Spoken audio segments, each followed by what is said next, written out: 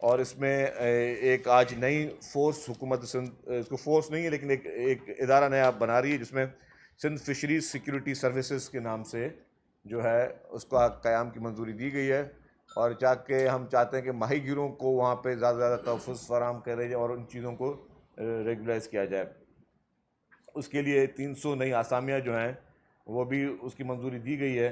और वो जो आसामियाँ होंगी उसके ज़रिए जो है लोगों को रोज़गार भी मिलेगा और वहाँ पे हम फिशरीज़ में जो है लोगों को सहूलत भी देंगे।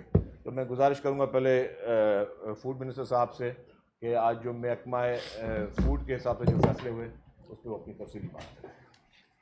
जी, थैंक यू वेरी मच। हमारे सब मीडिया के दोस्तों को सलाम करते हैं और वेलकम करते हैं। आज 3 हमारे एजेंडाज थे फूड डिपार्टमेंट के और तीनों बहुत ही इम्पोर्टेंट। एक था जो नेशनल वीट पॉलिसी है, जो फेडरल गवर्नमेंट की एक बॉडी है जिसको प्राइम मिनिस्टर चेयर करते हैं और चारों सूबों के सेक्रेटरीज, चीफ सेक्रेटरी और वज़ीर आला भी शामिल होते हैं। दूसरी हमारी थी डिजिटलाइजेशन ऑफ फूड डिपार्टमेंट और तीसरी हमारी थी कि होर्डिंग के ख़िलाफ़ जो ज़ख़ीरा अंदोज़ी है उसके ख़िलाफ़ क्रैकडाउन। जो हमारे एग्जिस्टिंग लॉज और स्ट्रक्चर है कानून का, सिर्फ उसकी अप्रूवल्स और उसको इन्फोर्स करने के लिए। जो नेशनल इंटरिम वीट पॉलिसी है उससे हम डिफ़र करते हैं। सिंध के पास अपना मैंडेट है, अब सूबे ऑटोनमी रखते हैं अपनी, और इसके काफ़ी ऐसे डिफरेंट पहलू हैं जिस पे हम मुतफिक नहीं हैं विद द फेडरल गवर्नमेंट, और ये हम उनको बाज़ाब्ता तौर पे इन राइटिंग ये चीज़ सबमिट भी करेंगे और एक कंसेंसस डेवलप करेंगे कि जिसमें हमारे ग्रोअर्स और फार्मर्स को फ़ायदा मिले, कि जो कि हमारे पाकिस्तान पीपल्स पार्टी की पॉलिसी रही है और चेयरमैन बिलावल भुट्टो ज़रदारी की इंस्ट्रक्शंस हैं। अनफॉर्चुनेटली फेडरल गवर्नमेंट की, क्योंकि still a confidential document national wheat policy, तो उस पर मैं मुख्तसर बात करूँगा। पर हम पहले फार्मर्स रखते हैं, इसीलिए हमने मिनिमम सपोर्ट प्राइस हमारी वीट रिलीज़ पे भी रखी, प्रोक्योरमेंट पे भी रखी, और जो भी हमारे टारगेट्स और इंसेंटिव्स होते हैं, चाहे वो एग्रीकल्चर डिपार्टमेंट के हों, एक्साइज एंड टैक्सेशन के हों, ट्रांसपोर्टेशन के हों, तो we keep the public first. We do not believe in complete privatisation. Government को हम एक मेजर प्लेयर और मेजर रोल के तरीके से हम देखना चाहते हैं। इसके कुछ जो सेलियन फीचर्स हैं वो आई वुड स्पीक ऑन। उसमें है कि पब्लिक प्राइवेट पार्टनरशिप के थ्रू साइलोज लगाए जाएँ और मुख्तलिफ़ चीज़ें हैं जो हम टाइम टू टाइम आपको उसके बारे में आगाही देंगे। बट सूबे, स्पेशली हमारा गवर्नमेंट ऑफ सिंध, अपने स्ट्रेटिजिक रिजर्व रखने में अपनी एक पूरी सिक्योरिटी रखता है और उसको रखता रहेगा। सेकेंडली, आपको पता है और हमने इसको बहुत पब्लिक किया है, इसी हॉल में बैठ के with the support of the senior minister हमने यहाँ पे हमारी वीट प्रोक्योरमेंट पॉलिसी अनाउंस की थी, और अल्हम्दुलिल्लाह with the grace and kindness of अल्लाह we are short of our targets and we admit it. पर ये हम कह सकते हैं और बिल्कुल फ़ख्र से कह सकते हैं कि जितनी भी प्रोक्योरमेंट हमारी हुई है अल्हम्दुलिल्लाह वो ट्रांसपेरेंसी से हुई है, हारी कार्ड के बेनिफिशरीज़ को हुई है, सिंध बैंक के थ्रू सारी पेमेंट्स की डिसबर्समेंट हुई है, बारदाना की प्रोक्योरमेंट को हमने एलिमिनेट किया, प्राइस को एडजस्ट किया उसी सपोर्ट प्राइस में, और इंशाअल्लाह ताला सिंध स्ट्रेटेजिक रिजर्व अपनी मेंटेन भी रखेगा और आटे की प्राइसेस जो इन्फ्लेट हो रही हैं उसको कंट्रोल भी करेगा। हमारे अल्हम्दुलिल्लाह इस दफ़ा we had a bumper crop, और 4.9 मिलियन हमारी यील्ड का क्रॉप है जो हुआ था।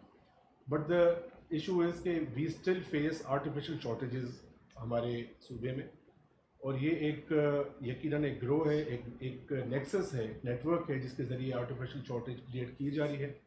और इस फोरम के ज़रिए सिंध कैबिनेट ने फैसला किया है कि हम होर्डिंग और होर्डर्स के ख़िलाफ़ सख्त तरीन एक्शन लेंगे। इसका कानून मौजूद है और कानून काफ़ी वाज़ेह और ओपन एंडेड है, गवर्नमेंट को कम्प्लीटली इंटाइटल करता है कि वो क्रैकडाउन कर सकते हैं।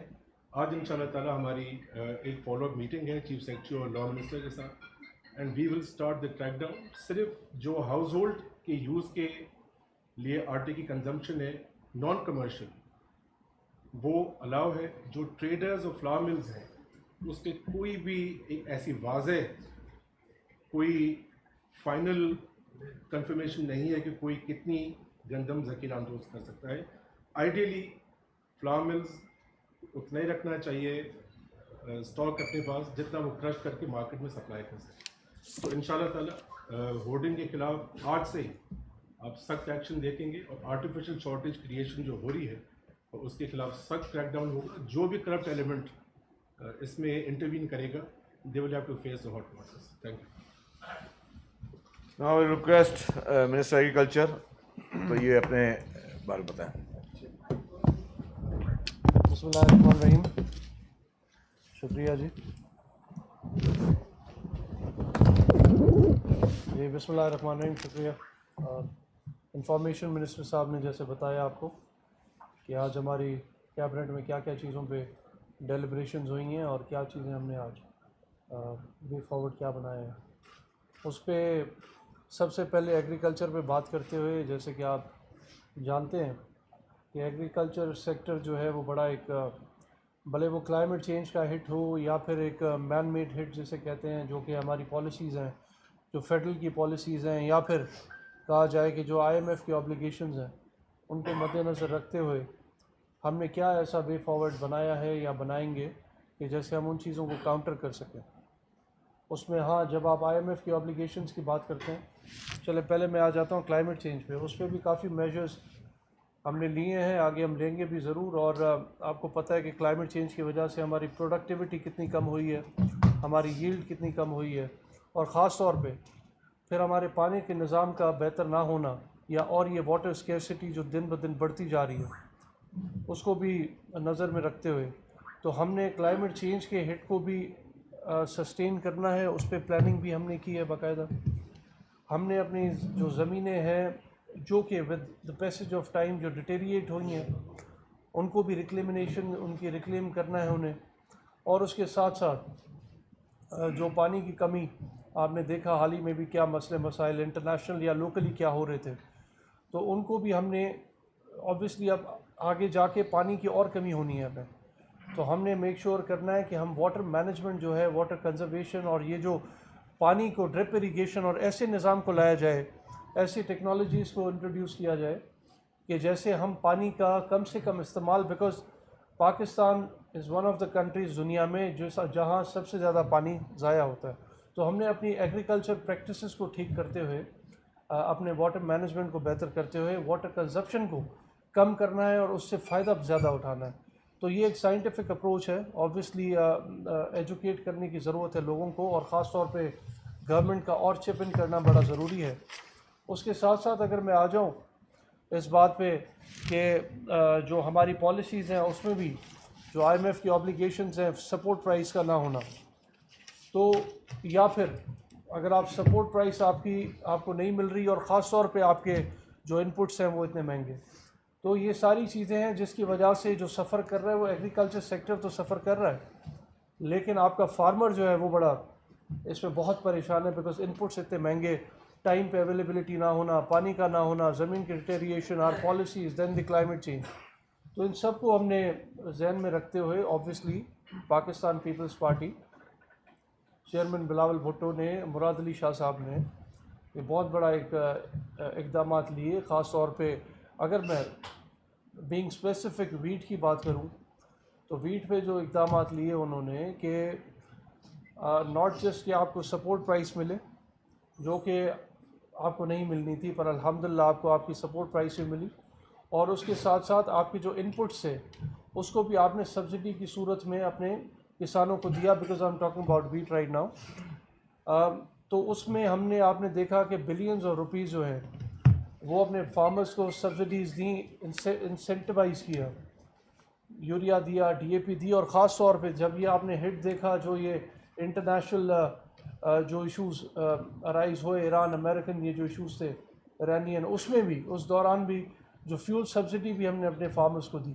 तो ये हमने टाइम टू टाइम जो है अपने इंडिविजुअल्स, अपने स्मॉल फार्मर्स को, बिकॉज़ आपको ये पता होना चाहिए कि जो हमारी यहाँ सिंध की 15 मिलियन, अगर सॉरी मैं नंबर बताता हूँ आपको, अगर ये सिंध की 93% जो आपके फार्मर्स हैं वो स्मॉल स्केल फार्मर्स हैं, तो आपने हमेशा उनका सोचना है, पाकिस्तान पीपल्स पार्टी ने हमेशा उनका सोचा है। एग्रीकल्चर एज ए सेक्टर के लिए तो बहुत कुछ होना चाहिए, कर भी रहे हैं, लेकिन ख़ास तौर पर स्मॉल जो हमारे होल्डिंग है फार्मर्स की, तो मुख्तसर बात करते हुए उस पर बिलियंस की हमने खाली सब्सिडी, ये जो मैंने आपको बताया वो भी दी, पर उसके साथ साथ हमने मेक श्योर किया, जैसे मखदूम साहब ने आपको बताया, वी मेड श्योर कि ट्रांसपेरेंसी के साथ कोई हमने प्रोक्योरमेंट नहीं की किसी भी चीज़ की। फॉर एग्जांपल हमने उसको ट्रांसपेरेंट कैसे किया, हमने हारी कार्ड भी इंट्रोड्यूस किया हुआ था, और जो हारी कार्ड में से हमारे रजिस्टर्ड फार्मर्स थे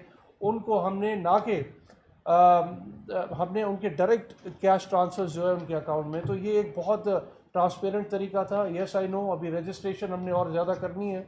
सिंध में बहुत सारे फार्मर्स हैं जो रह चुके हैं, इंशाल्लाह इस प्रोसेस को स्पीड अप होना चाहिए। वो भी the reason behind it is the revenue issues, obviously form 7 ये वो काफ़ी डॉक्यूमेंट्स के इशू होते हैं डॉक्यूमेंटेशनल, लेकिन ये भी हमने किया। लेकिन अब आज जो हमने अपने कैबिनेट में बात की, या फिर सीएम साहब ने अपने बजट स्पीच में भी कहा था कि ये तो हमने इंडिविजुअल हारियों की मदद कर दी, लेकिन हमने जो चेयरमैन का विज़न है, पाकिस्तान पीपल्स पार्टी के चेयरमैन बिलावल भुट्टो का विज़न ये था कि आपने कलेक्टिव्स बनाने हैं।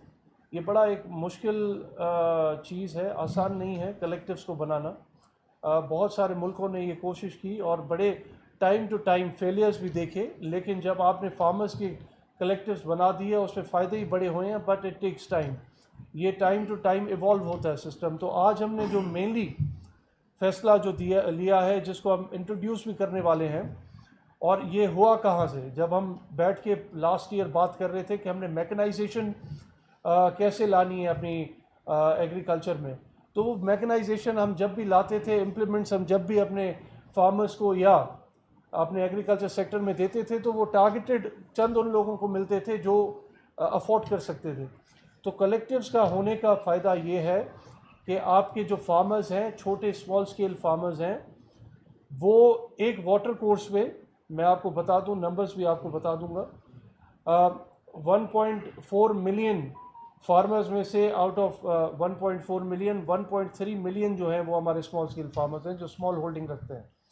तो उनकी ताकत बढ़ाने के लिए, उनकी वायबिलिटी बढ़ाने के लिए, उनकी अफोर्डेबिलिटी बढ़ाने के लिए हमने ये फ़ैसला लिया है कि हम there are around 52,995 water courses, वो तकरीबन उनकी लेंथ 3 किलोमीटर की है। तो हमने ये फ़ैसला लिया है कि वो फार्मर्स जो 50 to 70 आपके एक वाटर कोर्स पे होते हैं, जिनकी ज़मीन होती है तकरीबन 250 से 600 एकड़ या 150 से 600, तो हमने वहाँ पे उस वाटर कोर्सेज पे मैक्सिमम 2 कलेक्टिव्स बनाने हैं, जैसे कि वो अपनी वायबिलिटी, अफोर्डेबिलिटी और ख़ास तौर पे टेक्नोलॉजी, मशीनरी को और अफोर्डेबल बनाने के लिए, तो वो या गवर्नमेंट के जो भी इनिशिएटिव्स हों उनको हासिल करने के लिए उन सब फार्मर्स की मदद हो, और वहाँ तक ये हमारा जो प्रोग्राम होगा या जो सब्सिडीज़ होंगी वो उन कलेक्टिव्स तक पहुँचे। तो उनका जो कलेक्टिव होगा हमारा कलेक्टिव्स में, वो एम करता है स्मॉल फार्मर्स को एम्पावर करने के लिए, और ख़ास तौर पे लीगली रिकग्नाइज्ड होंगे, वो डेमोक्रेटिक प्रोसेस के ज़रिए जो है इलेक्ट होंगे, और वो वाटर कोर्स बेस्ड होंगे, जैसे मैंने आपको बताया। तो मुख्तसर बात बताते हुए हमने इसका एक्ट जो है तैयार कर लिया है, और इसमें जो सपोर्ट होगी हमारी तरफ से, गवर्नमेंट की तरफ से, वो फार्म मशीनरी की होगी, वाटर कंजर्वेशन की होगी, मॉडर्न सर्विसेज की होगी, और ख़ास तौर पे ऑब्वियसली हम उनका डेटाबेस भी अपना बनाएंगे, जैसे बेनज़ीर हारी कार्ड का बनाया है ऐसे उनका डेटाबेस भी बनाएंगे, जैसे और बेहतर तरीके से टारगेटेड सपोर्ट हम उनको ट्रांसपेरेंट तरीके से दे सकें। Thank you. एक मोहम्मद अली मलकानी साहब जो है वो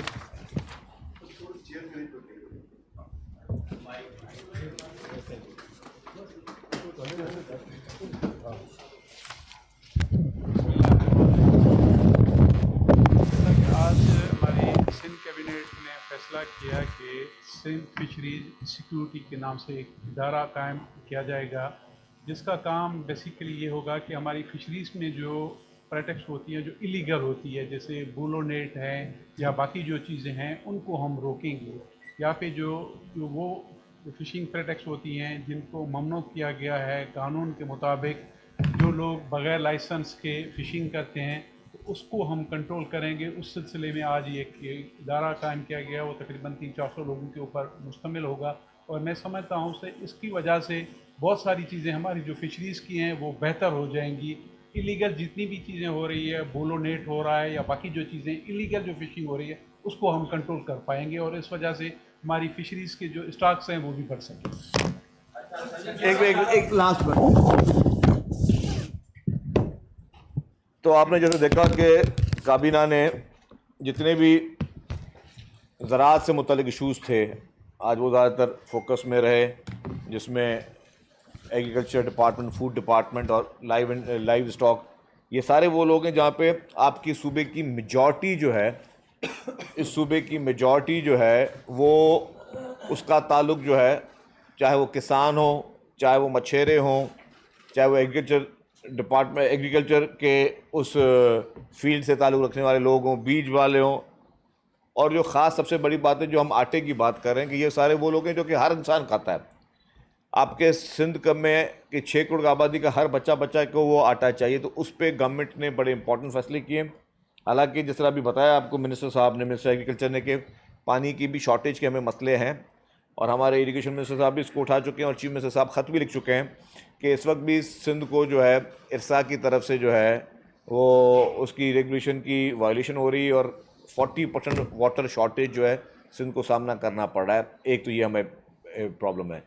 फिर जो इंडस वाटर ट्रीटी जो है उसकी वायलेशन जो भारतीय हुकूमत कर रही है और नरेंद्र मोदी कर रहा है, जिसने जिस तरीके से उसको हिस्टोरिकल शिकस्त से पाकिस्तानी फोर्सेस ने उसको हमकिनार किया, हमारी एयरफोर्स और हमारी फ़ौज ने जिस तरीके से भारत को एक बदनाक शिकस्त दी, तो उसका बदला, उसकी फ्रस्ट्रेशन ये थी कि वो इंडस वाटर ट्रीटी को ब्रीच करे और वो उनका ये ख्याल था कि जब हम पाकिस्तान का पानी और खुसूस दरिया सिंध जो है उसका पानी रोकें, जिस पर आप देखा कि चेयरमैन बिलावल भुट्टो ज़रदारी साहब ने एक बहुत ही फर्म और स्ट्रॉन्ग एक उन्होंने अपना रखा हुआ है स्टांस।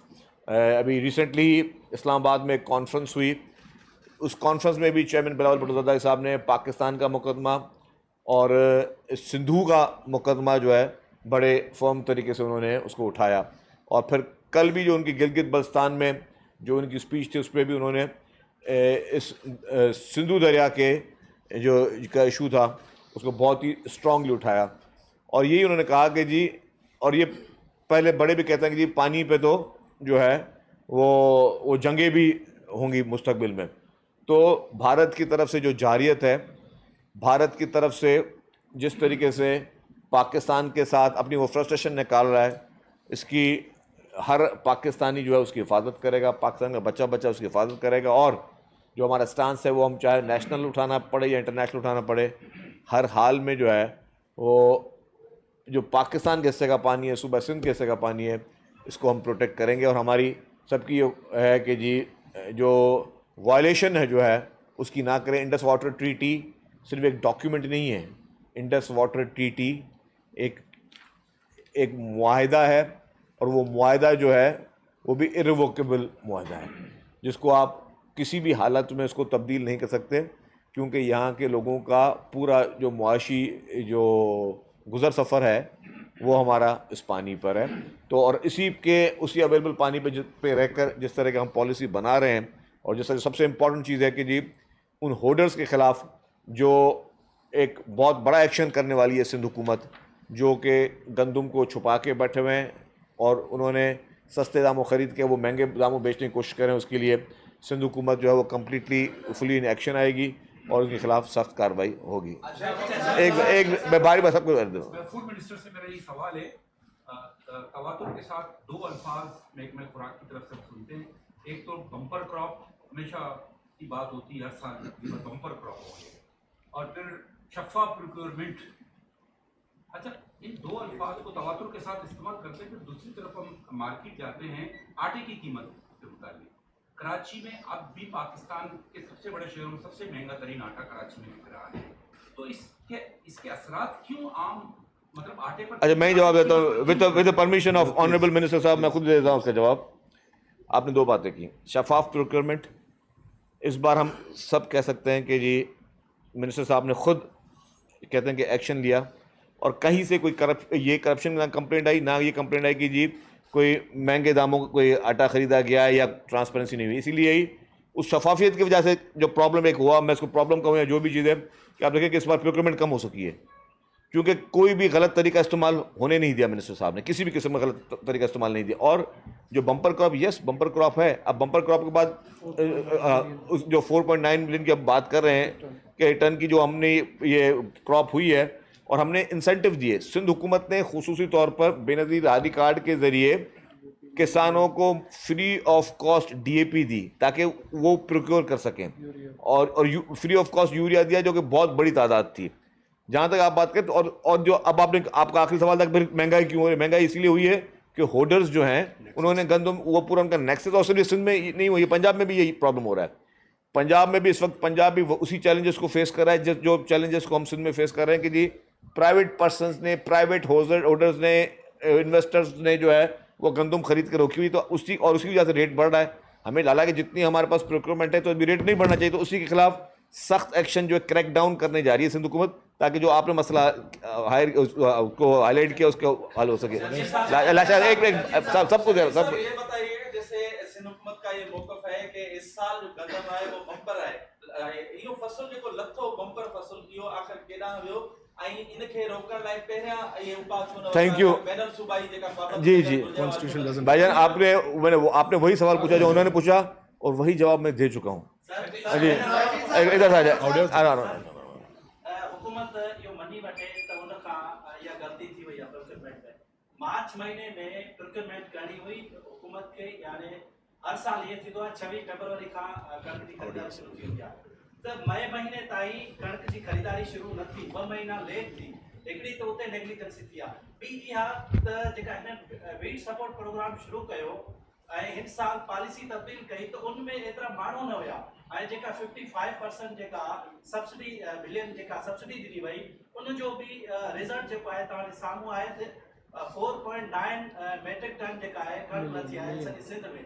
हिते सिंध हुकूमत खे 10 लाख बि न मिली आहे, त इन जो ज़िम्मेवार केरु आहे, एग्रीकल्चर मिनिस्टर या फूड मिनिस्टर? ॾिसो, with the permission of senior minister, जेकर तव्हां चओ पिया त देरि थी आहे प्रोक्योरमेंट में बाय 1 वीक और 2 वीक्स, छो जे पहिरियों दफ़ो सिंध में ही जेको मोड असां अडॉप्ट कयो आहे हारी कार्ड जो, त नॉर्मल प्रोक्योरमेंट जेका डेकेड्स खां हलंदी अचे, उन खां जॾहिं ट्रांसफ़र कयोसीं हारी कार्ड ते, त वी नीडेड टाइम, छो हिकु नई हिकिड़ी शइ आई पे, त ऑब्वियसली विद एग्रीकल्चर डिपार्टमेंट ऐं जेके बि असांजे रेलिवेंट डिपार्टमेंट्स हुआ, ज़ाहिरी ॻाल्हि आहे जॾहिं नई शइ इंट्रोड्यूस कबी आहे त कुझु it takes time to build on it. ऐं सेकेंडली जेका ॻाल्हि कई असांजे दोस्त, त अल्हम्दुलिल्लाह जेको असीं चऊं था त असां वटि बम्पर क्रॉप आहे, त अल्हम्दुलिल्लाह हमारे पास बम्पर क्रॉप है। हम मानते हैं एग्रीकल्चर डिपार्टमेंट ने और हमारे चीफ मिनिस्टर सिंध की जो प्रोग्रेसिव फार्मिंग की तरफ जो पॉलिसी रही है, ये उसका नतीजा है कि सिंध में बम्पर क्रॉप सिर्फ इस साल नहीं पर 2022-23 में भी आया था, और इससे पहले कि अब हुकूमत उठाने सिंध में ये कभी भी इतनी हमारी क्रॉप की यील्ड कभी भी नहीं हुई, and we are very proud of it. The constitution of Pakistan जो आप कहते हैं कि जब इतना आटा उतरा है तो ये कहाँ चला गया, जो पाकिस्तान का आइन है, इट डज़ नॉट अलाउ कि बॉर्डर्स को सील किया जाए, और सिंध वो सूबा है कि जो इसकी बाकायदगी से इस पर अमल करता है। I don't know about the different provinces, Sindh province is the province जो उन सूबों को भी फीड कर रहा होता है गंदम जिनके पास गंदम उगती बहुत कम है या नहीं उगती है, तो this is the main thing. और इसके अलावा जो नेक्सस की बात की हमारे सीनियर मिनिस्टर साहब ने, ये we have a hoarding nexus present in Sindh, in the entire Pakistan, और हमारी with the collaboration of intelligence, with the collaboration of the revenue side, with एक जॉइंट कोलैबोरेशन के साथ हम ऑपरेशंस करेंगे। ये कानून में इसकी स्पेस मौजूद है, और जहाँ से भी उस क्वांटम में गंदम निकलती है तो we will seize it without any compensation. एक मिनट, मेरा सवाल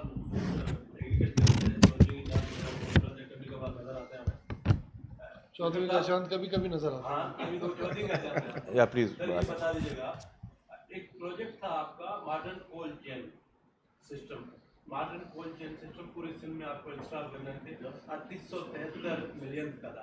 और इसकी कितनी रकम जारी हो चुकी है और किन लोग कौन लोग हैं जो ये प्रोजेक्ट बना रहे हैं, कहाँ पर ये बन रहे हैं मॉडर्न ये कोल्ड स्टोरेज के जो आपको पता है कि जैसे मैंने कहा कि वैल्यू चेन सिस्टम भी हमने बनाना है और ना कि सिर्फ ऑब्वियसली ज़मीन पे काम करना है, अपने फार्मर्स पे काम करना है, लेकिन हमें एक वो वैल्यू चेन सिस्टम बनाना है। तो उसके मद्देनज़र रखते हुए हमने ये कोल्ड स्टोरेज का एक प्रोग्राम लिया है, जो कि कोल्ड स्टोरेज बनेंगी, कुछ उसमें से इनकम्प्लीट भी है और वो जल्द से जल्द बनेंगी। आई डोंट नो, अभी I don't remember the exact figure, आपने नंबर बताया है, लेकिन I will give you all the details इसके बारे में। लेकिन ये भी ज़रूरी है, पर ये पहले ये जिसने भी स्टेप लिया ये मुझसे पहले था, लेकिन मैं अब ये मेरी एक सजेशन ये है अपने डिपार्टमेंट से, अपने लीडरशिप को, कि कोल्ड स्टोरेजेस का जो है वो इतना फ़ायदा एज सच नहीं होता है। तो ये जब भी बनाएं तो ये प्राइवेटली बनाए जाए, बजाय जो है वो गवर्नमेंट से कोई इस पर हेल्प नहीं है। तो I will give you all the details. एक मिनट जी सर, पानी की कमी का आपने जिक्र किया, उसके यकीनन सिंध की मईशत पे बड़े बुरे असरात पड़ रहे हैं। अब इस वक्त खासतौर पे चावल की बुआई का मौसम है ना, और टेलीमेट्री सिस्टम भी नहीं है, पंजाब पानी चोरी कर रहा है, आप चिल्ला रहे हैं लेकिन सुनी नहीं जा रही। तो इसके लिए परमानेंट और मुअस्सर आवाज़ कब उठाएगी सिंध हुकूमत, क्योंकि बहुत ज़बरदस्त मुजाहरे हो रहे हैं अपर सिंध। जी देखिए, पानी की शॉर्टेज है, मैंने कहा कि पानी की शॉर्टेज है। इस पर चीफ मिनिस्टर साहब ने बहुत ही सख्त लेटर्स भी लिखे हैं, इरिगेशन मिनिस्टर साहब ने 2-4 दफ़ा प्रेस कॉन्फ्रेंस की है, और सबका ये कि हम चाहते हैं हमें कोई एक्स्ट्रा नहीं चाहिए, 91 अकॉर्ड के ज़रिए सिंध को पानी दिया जाए, हमारी वफाक से यही मुतालबा है। अभी से पहले गंदम की बात हो रही है, अभी मैं एक टीवी की खबर एक मुझे अभी दिखाई है ऑनरेबल मिनिस्टर साहब ने कि पंजाब से 45 लाख टन गंदम के गायब होने का इंकशाफ हुआ है। ये आई है खबर। तो आप देखें कि ये कि इस वक्त अल्लाह का शुक्र है सिंध में गोदाम में इस साल कम अज़ कम ये सिचुएशन नहीं है कि जी कोई हमें ये कंप्लेंट आई हो कि गंदम को यहाँ से गायब हुई। यहाँ पे मिनिस्टर साहब ने जैसी चार्ज ली, उन्होंने बहुत अच्छे तरीके से उन्होंने इस वक्त पूरे इसको चीज़ों को देख रहे हैं, और इसी वजह से इस वक्त जो चीज़ें बेहतर की तरफ जा रही हैं। लेकिन जहाँ पे मैनेजमेंट के इश्यूज़ हैं तो उस पर उन्होंने ख़ुद जो है वो खुद उस पर एक्शन भी ले रहे हैं, और पूरी कैबिनेट ने इनको इस वक्त एम्पावर किया हुआ है कि ये क्रैक डाउन करें। और जिस तरह उन्होंने बहुत तफसीली एक बात कही कि क्योंकि हमारे बॉर्डर्स जो हैं वो एज़ पर कॉन्स्टिट्यूशन आप बंद नहीं कर सकते, जैसे पहले लोग कहते थे कि एक ज़िले से दूसरे ज़िले पे आप गंदम नहीं लेके जा सकते, वो जितने भी स्टेप्स उस वक्त की लोकल इंतजामिया लेती थी वो इलीगल हैं, कॉन्स्टिट्यूशन इस चीज़ की इजाज़त नहीं देता। लेकिन फिर भी हमें उम्मीद है कि हम इंशाल्लाह शॉर्टेज नहीं होने देंगे, और हम अपने एक्शंस के ज़रिए और पूरी जो एक अच्छी टीम बनी हुई है मिनिस्टर साहब के ज़रिए निगरानी, उसके ज़रिए हम इस गंदम को रिकवर भी करेंगे, और वील मेक श्योर कि जो है जो रेट्स हैं वो गंदम के वो नीचे आ जाए। शहजीद साहब ये बता दीजिएगा, आज से कुछ रोज कबल लाहौर में एक अफसोसनाक वाक़या पेश आया, तो गैर मुल्की ख़वातीन को जो है वो जिनसी हिरासत की और इस तरह के इल्ज़ाम सामने आए, वो एक बहुत बड़ी सियासी फैमिली से ताल्लुक़ रखते हैं, अली डार। और दूसरा मेरा सवाल ये है कि फारूक सदार ने कल प्रेस कॉन्फ्रेंस की, उसमें कहा है कि हम वफाकी हुकूमत को छोड़ देंगे, और MQM ने कराची में धरने और एहतजाजी जलसों का भी फैसला। अच्छा, दो आपने मुख्तलिफ बातें की। जहाँ तक वो आपने बात की कि गैर मुल्की 2 ख़वातीन का के साथ ज़्यादती का इशू है, ये बहुत ही अफसोसनाक वाक़या है। इसकी जितनी भी मज़म्मत की जाए वो कम है, और मैं समझता हूँ कि हर शख्स जो है उसकी वो मज़म्मत कर रहा है, और पंजाब गवर्नमेंट ने प्रॉम्प्ट एक्शन भी लिया है, गिरफ़्तार भी लोग किए हैं। जहाँ से आपने उसका नाम लिया, देखिए किसी भी, मैं एक चीज़ जनरल कह रहा हूँ, इसको भले आप किसी उसमें ना लें, अगर कोई भी शख्स है वो ज़िम्मेदार अपने एक्ट का खुद होता है कि जी अगर उसका ये जोड़ा जाए कि जो किसी का रिश्तेदार है तो फिर उसको हम ज़्यादा, तो जिसका रिश्तेदार है उसको भी आप करें। आजकल के दौर में हर इंसान मसरूफ़ होता है, हर कोई अपनी ज़ात की जिम्मेदारी रखता है। अगर किसी का इनफैक्ट बच्चा भी हो, या उसका कोई नवासा है, या कोई कज़न है, या चाचे का भतीजा है, या कोई भी है, तो ये चीज़ें पे मैं समझता हूँ उस शख्स को अगर हम क्रिटिसाइज़ करना शुरू कर दें वो चीज़ ज़्यादती हो जाती है। यस कि ठीक है, अगर उसकी वजह से कोई असरअंदाज हो रहा है किसी इन्वेस्टिगेशन इंक्वायरी में, या उसको मदद कर रहा है, फिर आप उसको क्रिटिसाइज़ कर सकते हो।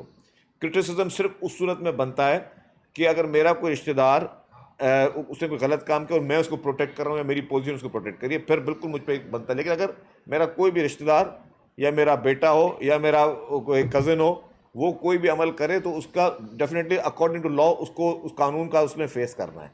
लेकिन जिम्मेदारी जो है वो उस शख्स पे आप नहीं दे सकते कि जी जिस तरह आपने ये वो अली डार वाला मिसाल दिया, उसको आप मुझे पता है आप कैसे रिलेट कर रहे हैं, I don't want to take the name, but the thing is कि उसमें मेरे हिसाब से हर एक की अपनी अपनी सोच हो सकती है, अगर वो किसी इन्वेस्टिगेशन पे असर नहीं दे रहे, नहीं कर रहे, तो फिर उसका हमें उसको क्रिटिसाइज़ करना मुनासिब नहीं है। ये एक गलत वाक़या है, बुरा वाक़या है, बदनामी का सबब बना है, इसको हुकूमत अच्छी तरह टैकल करी। और मैं देख रहा हूँ कि पंजाब गवर्नमेंट ने प्रॉम्प्ट एक्शन किया, वो बच्चियाँ जो थी उनको रिकवर भी किया, FIR भी काटी हैं, लोगों को गिरफ्तार भी किया है।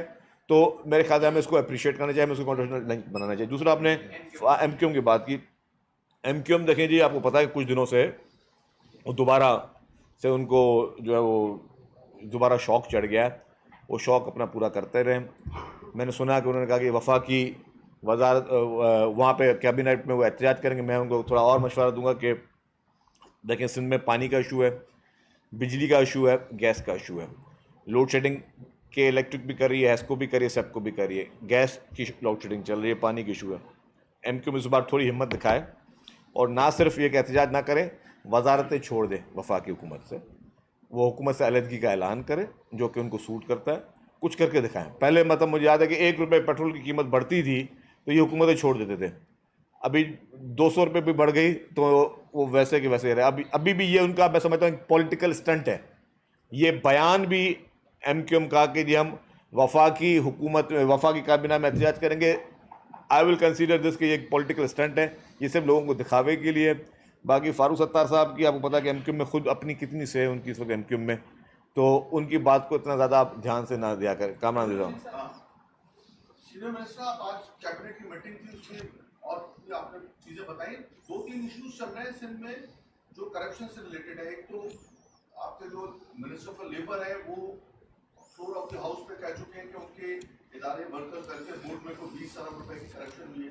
क्या वो उस पर कोई बात हुई, या जो एक BRT के सिस्टम में एक अरेस्ट भी हुई है हमारे यहाँ, कहते हैं 7-8 अरब रुपए की फुटबूट हुई है वो। और तीसरा जो इम्पोर्टेंट अभी इन्होंने सवाल किया कोल्ड चेन से मुतालिक, वो भी कोई नैब में कोई खबरें आई थी कि नैब में मामला चल रहा है, कोई फेवरेटिज्म हुई है, अपने जो फेवरेट लोग थे उनको शायद 4-5 जो कोल्ड स्टोरेज है उनके लिए पैसे दिए गए, लेकिन वो अब तक बने नहीं है। तो क्या इन करप्शन से रिलेटेड इश्यूज पे कोई बात हुई है कैबिनेट में? देखिए, कैबिनेट में इस तरह की कोई बात नहीं हुई, लेकिन मैं बात कर देता हूँ आपको जो आपने बात की।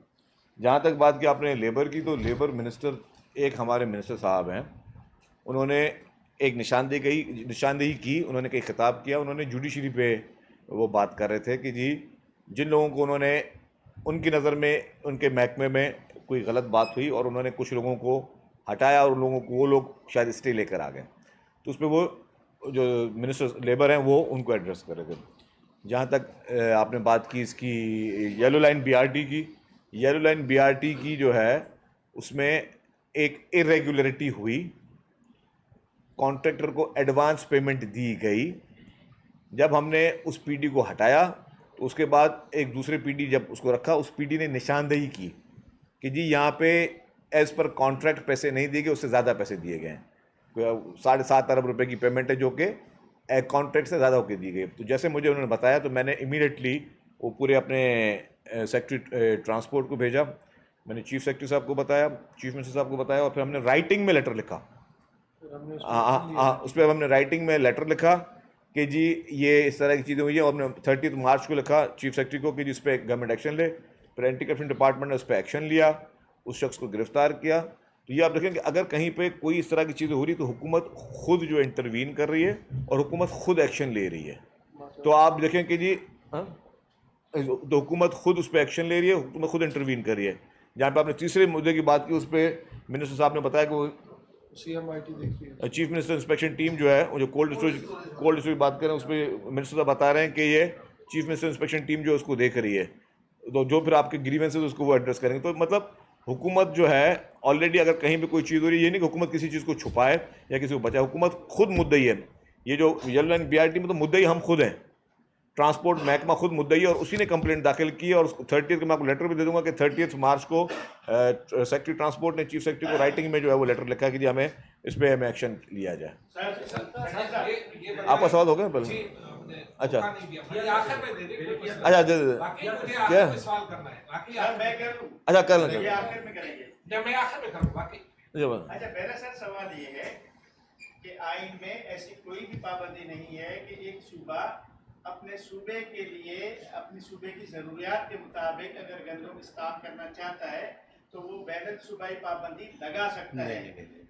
ये मखदूम साहब बैठे हैं, जिस वक्त उन्होंने बताया था कि 3,500 पे हम रेट मुकर्रर कर रहे हैं, तो उस वक्त ही मैंने ये सवाल किया था, सर मार्केट में तो 4,000 रुपए है, आपको तो गंदम देंगे नहीं लोग, क्यों मार्केट में जब रेट ज्यादा होगा तो 3,500 रुपए पे आपको गंदम नहीं मिलेगी, लिहाजा गंदम को फिर मार्केट में ज्यादा रेट पे लोगों ने बेच दिया और इतलात ये है कि सिंध से गंदम दूसरे सूबों में चला गया है, इसलिए आपके पास गंदम की किल्लत हो गई है।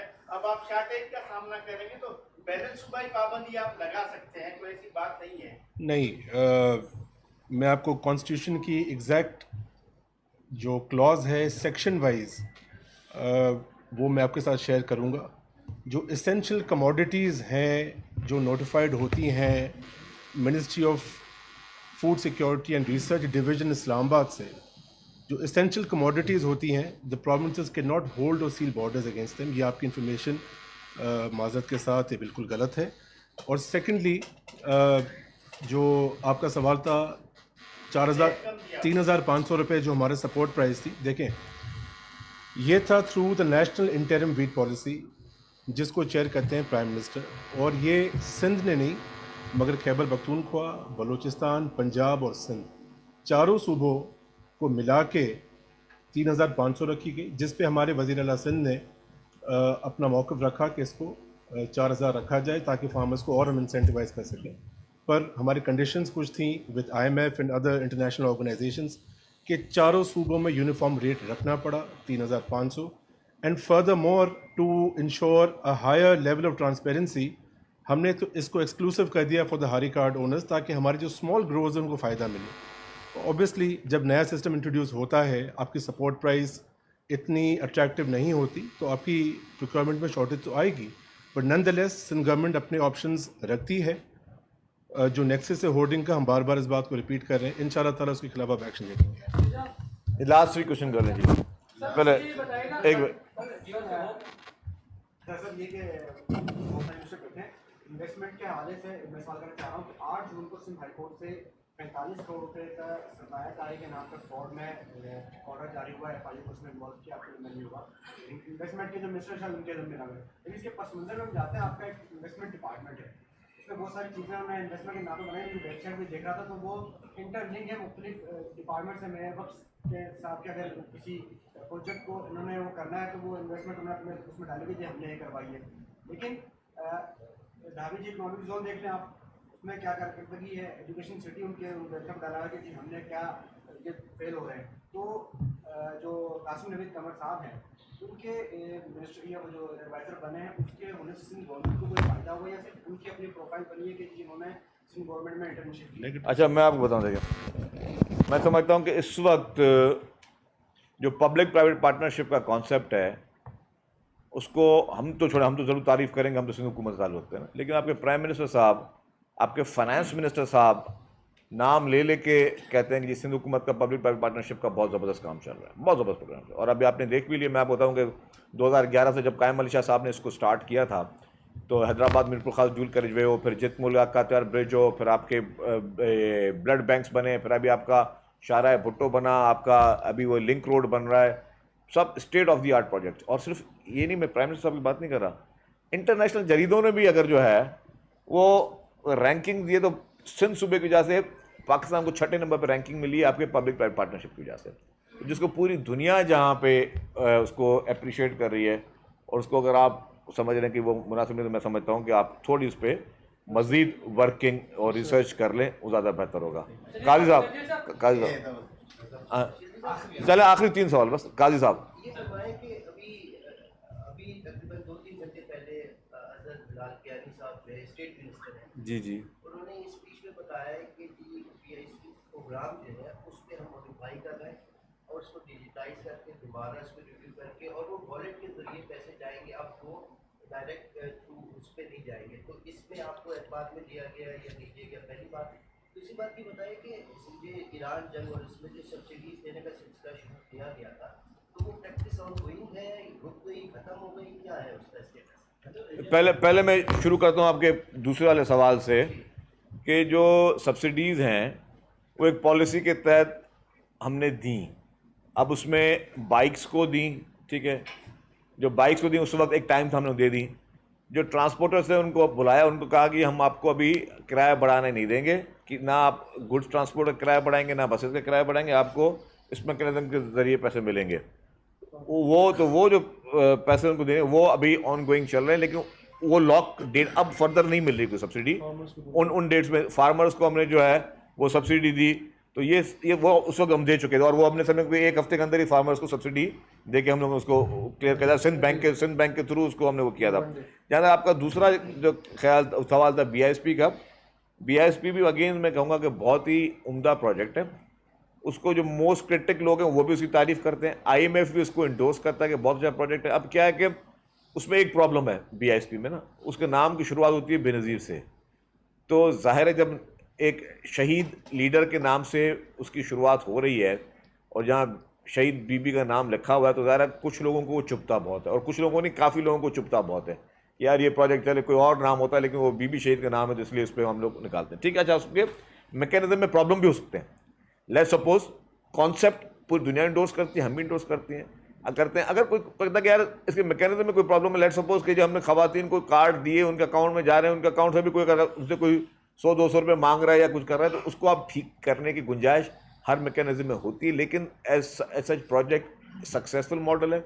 आप सोचें उन लोगों के पास जहाँ पे जिन लोगों को आज तक ना आपने बिजली दी है, मैं बिल्कुल वो आपके वो एक डेटा बता रहा हूँ, वो डेटा जो कि पाकिस्तान के पास अब मौजूद है कि वो लोग जो कि गुर्बत की लकीर के नीचे हैं, ना उनके पास कोई रोज़गार है, ना नौकरियां हैं, ना कोई बिजली, ना गैस है, ना पानी है, वो बेचारे अपना किस तरीके से रोज़गार करेंगे? वहाँ पे ना इंडस्ट्रीज़ हैं उन देही इलाकों में या उन लो लाइन एरियाज़ में।